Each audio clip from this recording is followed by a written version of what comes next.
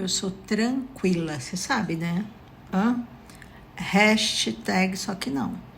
Dependendo, inclusive quando o paciente pede para mudança de horário, eu já fico agitada porque eu não tenho a mudança de horário para oferecer para o paciente. Eu estou muito melhor. Então, o que significa, voltando das férias? Dor na mandíbula, do bruxismo, meu intestino de colo irritado, é esse o nome? Também, meus desarranjos intestinais. E assim caminha a vida. Projeto. Hashtag próximas férias.